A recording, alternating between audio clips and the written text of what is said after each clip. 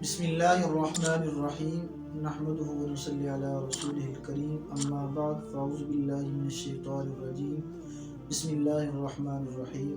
محترم ناظرین و سامعین، السلام علیکم ورحمۃ اللہ وبرکاتہ۔ آج ہم آپ حضرات کے سامنے ایک نئی ویڈیو کے ساتھ حاضر ہوئے ہیں۔ آج کا ہمارا ٹاپک جو ہے بہت اہمیت کے لائق ہے۔ آپ حضرات سے گزارش ہے کہ میری ویڈیو کو اول سے آخر تک مکمل طور پر سماعت فرمائیں، اور ہمارا آج کا ٹاپک جو ہے وہ یہ ہے کہ ہم قرآن پاک پڑھتے وقت یا نماز پڑھتے وقت کون سی 5 بڑی غلطیاں کرتے ہیں۔ تو قرآن پاک پڑھتے وقت اور نماز پڑھتے وقت جو ہے ہم جو غلطیاں کرتے ہیں اس کی 2 قسمیں ہیں۔ پہلی قسم کو جو ہے لحن جلی کہا جاتا ہے، جس کو بڑی غلطی کہتے ہیں، اور دوسری غلطی کو جو ہے لحن خفی کہا جاتا ہے، جس کو چھوٹی غلطی کہا جاتا ہے۔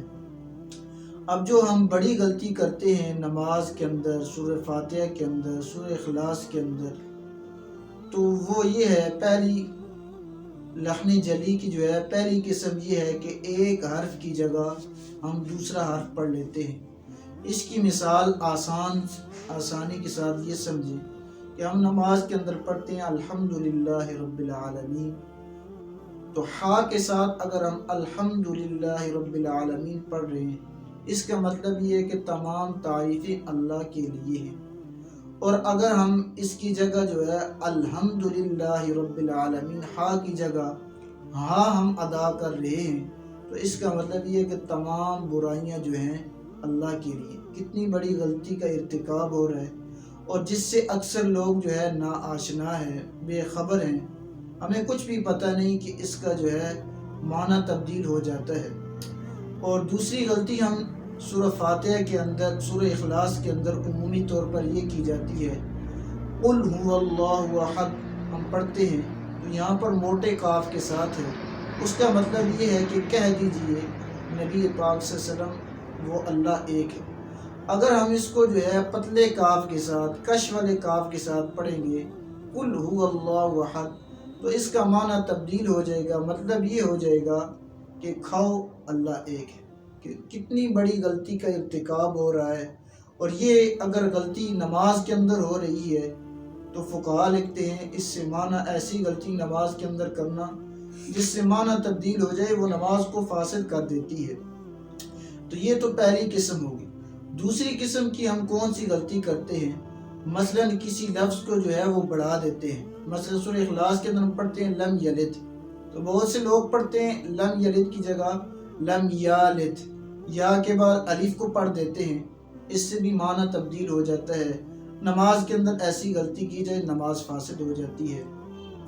تیسری قسم کی ہم غلطی کرتے ہیں کہ کسی لفظ کو جو ہے کم کر دیا جائے، کسی لفظ کو جو ہے مس کر دیا جائے۔ مثلا لم یولد، اکثر لوگ پڑھتے ہیں لم یولد، تو یہاں پر وہ کو جو ہے ہم حذف کر دیتے ہیں، وہ کو نہیں پڑھتے، اس سے بھی معنی تبدیل ہو جاتا ہے۔ نماز کے اندر ایسی غلطی کی جائے نماز فاسد ہو جاتی ہے۔ تو اس قسم کی ہم غلطیاں کر رہے ہوتے ہیں نماز کے اندر قرآن پاک پڑھتے وقت، ہمیں خیال تک نہیں ہوتا کہ ہم قرآن پاک کے اندر جو ہے اتنی بڑی غلطی کر رہے ہیں جس سے معنی جو ہے تبدیل ہو رہا ہے۔ اور چوتھی قسم کی ہم غلطی کرتے ہیں حرکات و سکنات کی غلطی، کہ مثلا جو ہے زبر زیر پیش کی غلطی کرتے ہیں، یہ حرکات کو تبدیل کر دیتے ہیں۔ اس کی آسان مثال انعمت علیہم سورہ فاتحہ کے اندر پڑھا جاتا ہے، تو بہت سے لوگ انعمت علیہم پڑھتے ہیں، اس سے معنی تبدیل نماز کے اندر پڑھیں گے، نماز جو ہے فاسد ہو جائے گی۔ اور پانچویں قسم کی غلطی عمومی طور پر لوگ کرتے ہیں ایاک نعبد و ایاک نستعین۔ بہت سے لوگ پڑھتے ہیں ایاک نعبد و ایاک، یعنی جو لفظ سختی والا ہے کوئی اور لفظ لے لیں، ہدی للمتقین، ہدی للمتقین کی بجائے ہدی للمتقین پڑھ جائے، تو اس قسم کی غلطی اگر ہم قرآن پاک پڑھتے وقت جو ہے اس قسم کی غلطی کر رہے ہیں تو معنی تبدیل ہو جاتا ہے۔ تو اس قسم کی غلطی کو جو ہے کہا جاتا ہے لحن جلی، اور فقہا فرماتے ہیں کہ یہ غلطی قرآن پاک پڑھتے وقت جو ہے اگر اس قسم کی غلطی کا ارتکاب کیا جائے جس سے معنی تبدیل ہو جائے تو یہ حرام ہے، اور آدمی جو ہے گناہ کبیرہ کا جو ہے مرتکب ہو رہا ہوتا ہے۔ اور دوسری قسم کی غلطی جس کو کہا جاتا ہے لحن خفی، جس کو چھوٹی غلطی کہتے ہیں، وہ غلطی یہ ہے کہ ہم قرآن پاک تو پڑھ رہے ہیں لیکن اچھی آواز کے ساتھ نہیں، غنے اور مد کے ساتھ نہیں، تو یہ چھوٹی غلطی ہے۔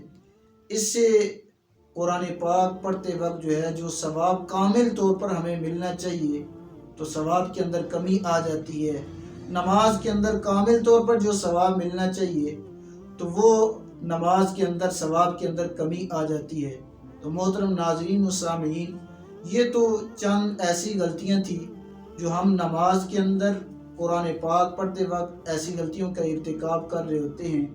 بسا اوقات ہماری نماز، ہمارا قرآن پاک پڑھنا بجائے عبادت بننے کے ہم گناہ کے مرتکب ہو رہے ہوتے ہیں۔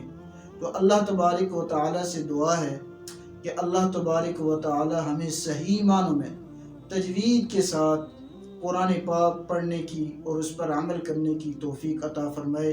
تو آپ تمام حضرات سے گزارش ہے کہ اگر آپ کو میری یہ ویڈیو پسند آئی ہو تو آپ لائک کریں، سبسکرائب کریں اور اس کو زیادہ سے زیادہ صدقہ جاریہ طور پر اس کو شیئر کریں اور ساتھ ہی بیل آئیکن کو پریس کریں تاکہ ہماری ہر آنے والی ویڈیو آپ تک بر وقت پہنچتی رہے۔